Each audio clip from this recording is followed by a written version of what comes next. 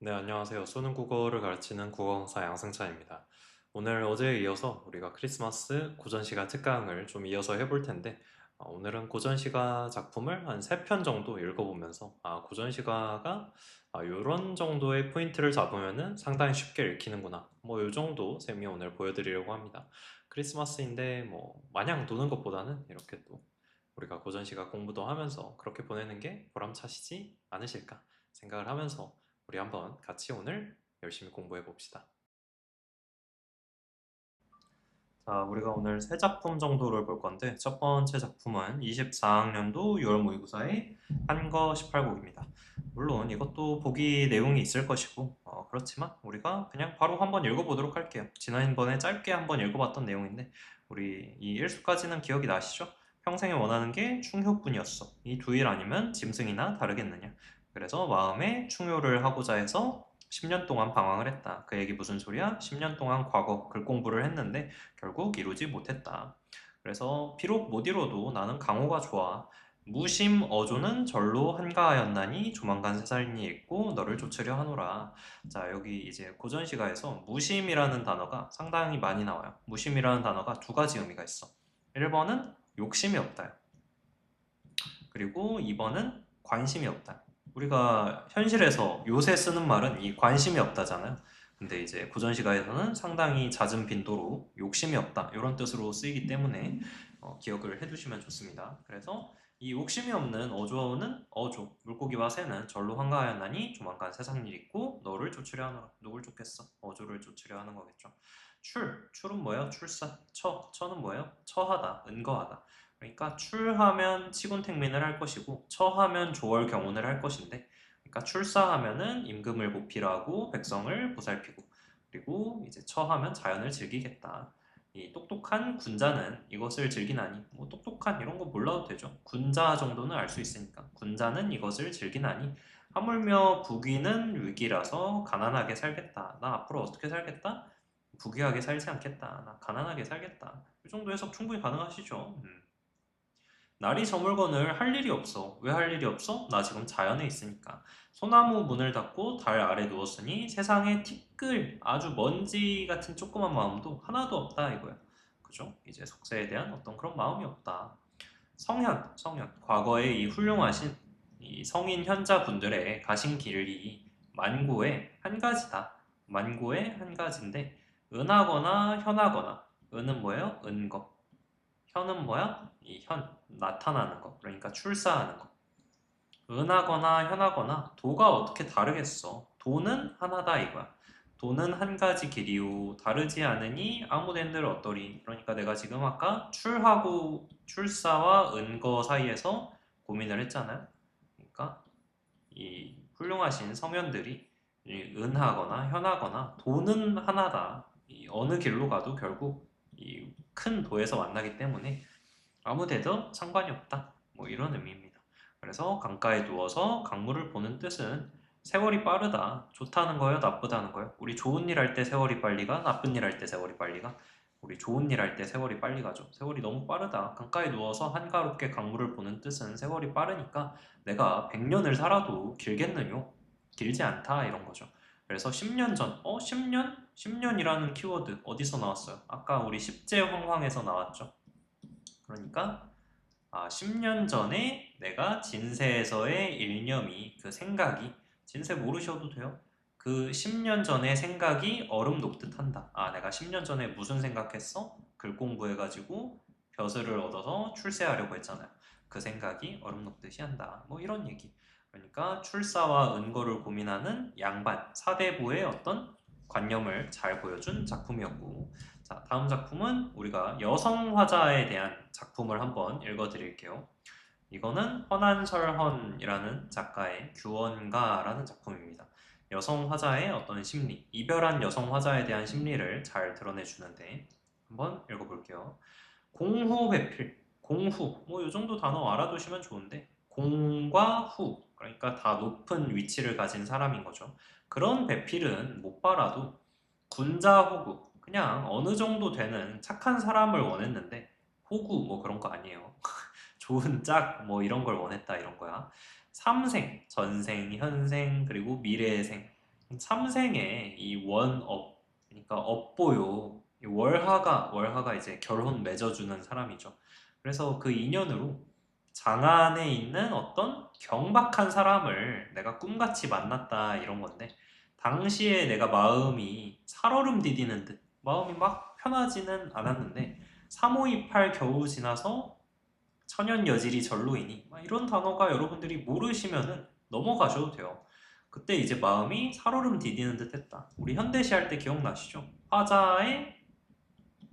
화자가 누군지 시적 화자 잡으라고 했고, 그리고 화자가 뭐에 대해서 얘기하는지 시적 대상 잡으라고 했고, 화자의 상황 잡으라고 했죠. 시적 상황 잡으라고 했고, 화자 누구예요? 여성 화자죠. 여성 화자가 지금 일단 이 임에 대한 얘기를 하고 있는 거야. 사랑하는 사람에 대한.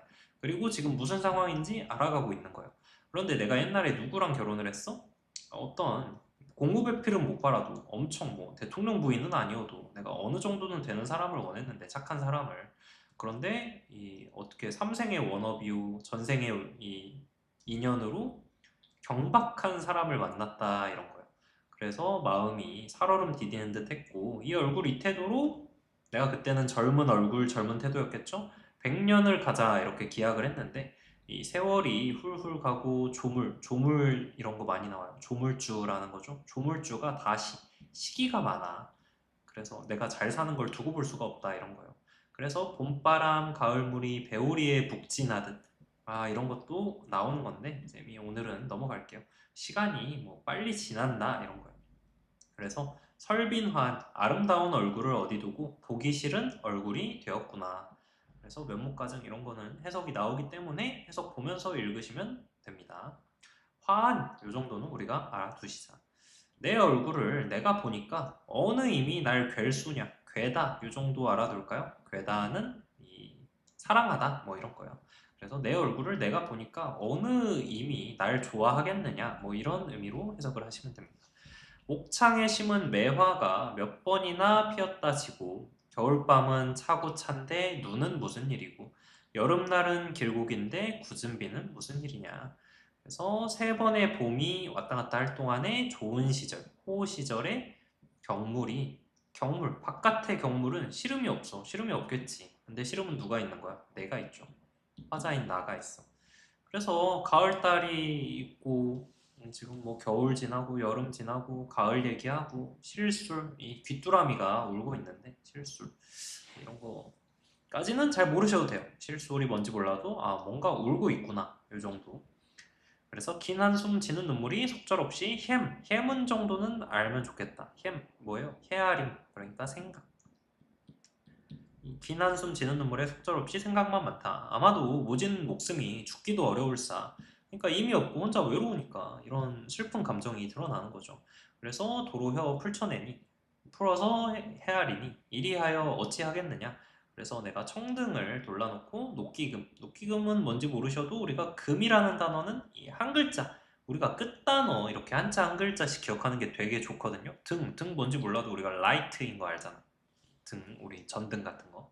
녹기금은 뭐냐면 여러분들 가야금 이런 건 아시잖아요. 해금 이런 거 아시잖아. 풍금 아시잖아. 녹기금도 악기의 한 종류예요. 그래서 악기를 비껴 안아가지고 병련화 한 곡조. 병련화 뭔지 몰라도 되지. 한 곡조라고 하니까 노래를 하나 섞어타니 시름을 섞어가지고 이제 띠링띠링 한다라는 거예요. 그러니까 뭐뭐 하는 듯 뭐뭐 하는 듯이래. 이런 것들은 여러분들이 이해하기 좀 어려운 걸로 돼 있거든요. 근데 뭐뭐 한 듯, 뭐뭐 한 듯은 뉘앙스만 대충 아시면 돼요. 이거를 해석을 정확하게 하기가 학생 입장에서는 쉽지가 않아. 그래서 그 뒤를 보시면 어차피 어떤 뉘앙스인지 알려줘요. 옥수, 옥으로 만든 손이라는 거죠. 옥 같은 손이라는 거지. 그러니까 옥수에 타는 수단, 내가 이거 타는 솜씨가 옛소리가 있어. 이 옛소리, 옛 사람들, 옛 인물들. 이 고전시가에서 옛날 이 어떤 소리나 옛날 인물들은 다 좋은 애들이야. 웬만하면 좋은 애들이야. 옛날에 이제 태평성대가 있고 훌륭하신 왕들이 있고 그런 시대이기 때문에. 그래서 옛소리 있다. 뭔 소리야? 내 솜씨가 장난 아니다. 내 음악 솜씨 좋다. 이렇게 잘 하는데 있다마는 이런 뉘앙스도 잘 파악하는 게 오히려 이런 단어 아는 것보다 중요해요. 이런 잘 타는데 여기가 적막하니까 누구 귀에 들리겠어. 들려줄 사람도 없다라는 거죠. 그래서 간장, 이 속에 간이랑 장이 9개의 구비구비가 되어서 끊겼다. 속이 다 골짜기가 돼서 끊겼다. 차라리 나 잠에 들어가지고 꿈에나 보려고 하니 꿈에서 누구 보고 싶겠어요? 임을 보고 싶겠지. 바람에 지는 잎과 풀 속에 우는 짐승이 꼭 고전시가의 클리셰야. 잠이 들면요 누가 깨워요. 그래서 지는 입소리 나겠죠. 이파리 소리. 그리고 풀 속에 우는 짐승 뭐 꼬꼬댁 하겠죠. 그래서 원수로 나를 깨웠다. 이런 거죠. 이런 사설시조 같은 것들은 우리가 내용이 어렵지 않고 문제도 그렇게 깊이 있게 들어가지 않기 때문에 해석은 금방금방 해주시면 돼요. 사설시조는 보통 평민층이 쓴다. 그래서 내용이 크게 많지 않다. 어떤 그냥 이제 임을 잃은 여성 화자의 어떤 심정을 드러낸다라는 거 가볍게 읽으시면 알 수 있을 거예요. 자, 우리가 마지막으로 한 작품 더 볼 건데 이거는 올해 수능이야. 올해 수능이고 이제 수능 연계된 작품인데 이게 연계될 거라고 생각을 많이 했어요, 사람들이. 그리고 쌤도 이거 저 직전에 수업을 해줬고 그래서 웬만하면 이 작품이 시적인 화자는 다 누구라는 걸 알고 들어갈 수가 있어.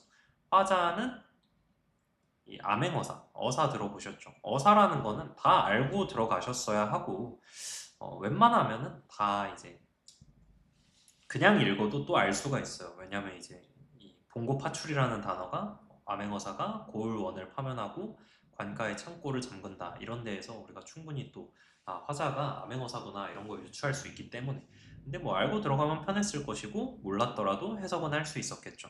몰랐더라도 해석을 할 수 있는 게 실력이야. 물론 그 전에 다 학습을 해서 가면 좋겠죠. 자, 그래서 한번 읽어보면은 온성이 몇 리나 남았냐? 우리 말이 지쳤다. 그래서 밖에서 잠깐 쉬어서 말을 얻어서 먹이고 싶다. 이렇게 좀 빨리빨리 넘어가시면 돼요. 핵심 서술어만 읽으면서. 호련히 근데 갑자기 소주 장사가 앞에 와서 팔려 하니 뭘 팔려 했겠어요? 소주 장사가 술을 팔려고 했겠지. 그래 그 술 먹어보자. 먹어보니까 촌인의 솜씨가 아니야. 촌인 시골 사람의 솜씨가 아니다. 이건 분명 관가 술이네. 그 곡절이라는 거는 그 이유를 내가 모를 소냐. 그 이유를 모르겠어? 이 사람이 술을 즐김을 태수가 들었구나. 이 사람은 누구겠어? 이 사람이 시적 화자인 어사겠죠. 그러니까 어사가 마을 돌아다니고 있으면은 그 마을 벼슬아치 입장에서는 무슨 생각이 들어? 좀 뇌물을 좀 줘야겠지. 이런 생각이 들겠죠. 그러니까 뇌물을 지금 바친 거야. 그래서 미리 독에 빚어서 여기 와서 기다린 지가 여러 날이 되었구나. 그래서 수상이 오는 손님을 나인 줄 짐작을 하고 싸게 파는구나. 나한테 뇌물경 주려고. 자연히 이 소식을 내가 들으니까 아름채를 뭐하러 하겠느냐. 내가 뭐 그래 내가 암행어사다 이런 말 뭐하러 하겠어. 그러니까 담뱃대 둘을 주고 그냥 한 병 샀다 이거예요. 그러니까 가몽로 여러분들이 모르셔도 되는데 아주 유명한 술이에요. 그러니까 너무 맛있다 뭐 이런 거지. 근데 그런 거는 중요하지가 않아. 한 병을 기울이니 뭐 좋다 이런 거. 아주 유심하다. 너 그냥 나에 대해서 관심이 많구나 이 부사야. 너 언제부터 날 알았느냐. 너 아주 심려가 깊다. 너 아주 마음이 깊다. 반어법이죠. 그러니까 너 언제부터 날 알았다고 이렇게 날 잘 챙겨줘 이런 거지. 여기에서 종성 어디 목적지로 가는 게 50리나 되니 바삐 가는 저문 길에 얼음에 빠져버렸어. 그러니까 이렇게 상황을 잘 끌고 가시는 게 이런 가사 작품에서는 굉장히 중요해요, 여러분들. 그래서 어떤 상황을 얘기하고 있는 건지. 그래서 다 적시고 나 동태가 됐어. 어른 생선이 돼버렸어. 이 몰골, 이 모습을 남 보여주기가 부끄럽다. 그래서 내가 출두하고 남녀, 뭐라고 하죠? 가마 같은데 위에 높게 앉아 억지로 발 들이운들 누가 저 무서워하겠느냐, 꺼려하겠느냐. 발은 커튼 같은 거예요. 발 이렇게 돼 있는 거 있죠. 술에 이렇게 타가지고 술에 안에 이렇게 암행어사가 이렇게 타 있는데 발로 이렇게 가려 있는 거지. 암행어사가 타 있고. 그래서 중략 여러 달 줄이다가 배를 굶주리다가 혹시 출두하면은 음식은 잘 대접해 주겠지 암행어사인데 근데 그게 살로 가겠어? 살이 안 찐다 이거야. 여러 날 추위에 떨다가 더운 방에 딱 들어오면 가슴에 막 답답하고. 그러니까 마시는 게 또 냉수야. 누가 어사볕을 나보고 좋다 그랬어? 야, 봉고 파출이 유쾌한 일인 줄 알아? 아, 이 양반들끼리 어사들도 벼슬아치고 이 태수들도 다 벼슬아칠 텐데 벼슬아치끼리 서로 막 때리고 처벌하고 이런 게 마음이 편하지가 않겠죠, 여러분들. 그런 얘기 하는 거예요. 그래서 곤장 때리는 걸 참아하랴 서리법인 거죠. 참아할 수가 없다 이런 거지. 못할 일을 마지못해서 하니까 내 심정, 속이 나빠지고 송사, 이 재판 같은 거 진 사람은 원통해가지고 몹쓸 말고 또 모함을 지어내니까 모르는 사람들은 어떻게 알겠어? 그 말 굳이 굳이 듣겠지. 그러니까 고맙다니는 잠깐이고 원수는 대대로니까 괴롭기는 나 또 혼자야. 그래서 못할 것은 어사로다. 그래서 어사로서의 어떤 고충에 대해서 드러낸 고전시가였다. 그러니까 여러분들이 고전시가를 읽을 때 일단 이렇게 한번 그냥 쫙 해석해보는 그런 훈련이 좀 필요해. 근데 쫙 해석을 해보시는데 진짜 100% 필요한 내용인지 이 내용은 몰라도 문맥상 충분히 풀 수 있는지 쌤 생각에는 한 75% 정도만 알면은 문맥상 다 문제가 풀리거든요. 근데 여러분들이 어디까지 해석이 돼야 되고 어디까지 해석이 안 돼야 되는지 잘 모르시잖아. 그러니까 한번 문제를 요 정도 내가 읽을 수 있을 만큼 읽어보고 문제를 항상 풀어보시는 게 좋아요. 그러다가 문제를 풀 때, 이거는 문맥으로 안 되겠는데? 이건 무조건 외워야겠는데? 라고 생각하는 단어만 좀 정확히 체크를 해서 암기를 해주시는 거죠. 그러면 정말 고전시가가 내용이 반복되기 때문에 쓰는 단어들도 어느 정도 비슷하다. 한자 정말 한 100개 정도 이내로 외우셔도 충분히 여러분들이 고전시가를 해석하실 수 있다. 여러분들 영단어는 몇백 개, 몇천 개 외우시잖아. 근데 한자는 뭐 한 100개 이하로 외우면 충분히 고전시가를 해석할 수가 있어요. 그러니까 이게 훨씬 더 가성비가 좋은 공부다. 그래서 오늘 지문 읽는 건 여기까지 해보고 나중에 조금 더 우리가 고전 시간은 깊이 한 작품씩 들어갈 때가 있을 겁니다. 한번 오늘은 간단히 읽어드린 거고요. 오늘은 여기까지 하겠습니다.